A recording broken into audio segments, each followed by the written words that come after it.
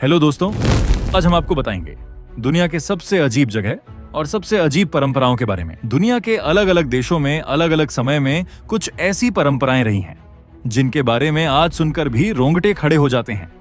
आज हम एक ऐसी ही परंपरा के बारे में बताने जा रहे हैं जो सैकड़ों साल पहले दुनिया के 3 देशों में मानी जाती थी। दुनिया में ऐसे 3 देश हैं जहां मृत शरीर के ताबूत को कब्रिस्तान में नहीं बल्कि ऊंचे पहाड़ों पर लटकाया जाता है। हेलो दोस्तों, मैं हूं इमरान। अगर आप नए हैं तो पहले सब्सक्राइब करें क्योंकि मैं ऐसे इंटरेस्टिंग वीडियो लाता रहता हूं। लोगों का मानना है कि ऐसा करने से डेथ बॉडी को लंबे समय तक सुरक्षित रखा जा सकता है। वहीं कुछ लोग इस परंपरा को सिर्फ इसलिए निभाते हैं ताकि उनके बुजुर्गों के लिए स्वर्ग के द्वार खुल जाएं।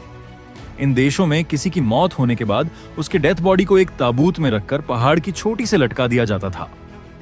दफनाने की ये अजीब परंपरा सबसे ज्यादा फिलीपींस के सागाडा में प्रचलित है। यहाँ कॉर्डिलेरा सेंट्रल पहाड़ों में डेथ बॉडी को ताबूतों में बंद करके पहाड़ों की चोटियों से लटका दिया जाता था। बताया जाता है फिलीपींस की यह परंपरा लगभग 2000 साल पुरानी है। देखने में ये जगह आज भी किसी डरावने सपने से कम नहीं है, लेकिन यहाँ ये प्रथा कुछ हद तक अब भी प्रचलित है। यहाँ बुजुर्ग पहले ही खुद के लिए कॉफिन तैयार करते हैं। वहीं अगर वह अपनी कमजोर सेहत ही वजह से ऐसा नहीं कर पाते तो घर के अन्य सदस्य उनके लिए कॉफिन तैयार करते हैं। मौत के बाद उनका शव पहाड़ी के बाहर लटका दिया जाता है। विज्ञापन कॉर्डिलेरा सेंट्रल पहाड़ों में आज भी सदियों पुराने ताबूत पहाड़ की चोटियों से लटके दिखते हैं। मरे हुए को ताबूत में रखकर पहाड़ पर लटका देने की अजीब परंपरा फिलीपींस के अलावा चीन और इंडोनेशिया में भी प्रचलित थी। नंबर 2 तो राजा ट्राइब।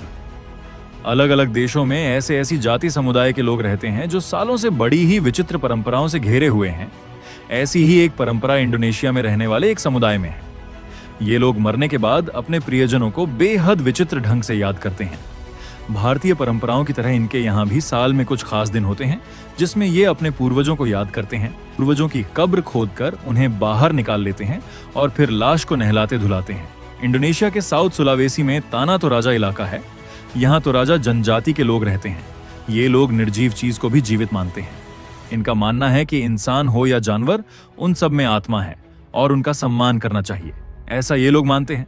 ये लोग लाशों को उनकी कब्र से निकालते हैं, फिर उन्हें नहला धुलाकर नए कपड़े पहनाते हैं, उनसे जीवित इंसानों की तरह बातें करते हैं, उनके साथ फोटो खिंचवाते हैं, उनके लिए खाने पीने की चीजें बनाते हैं, उन्हें सिगरेट तक पिलाते हैं। हर साल वो ऐसा करते हैं। लाश को सुरक्षित रखने के लिए काफी सावधानी बरतते हैं।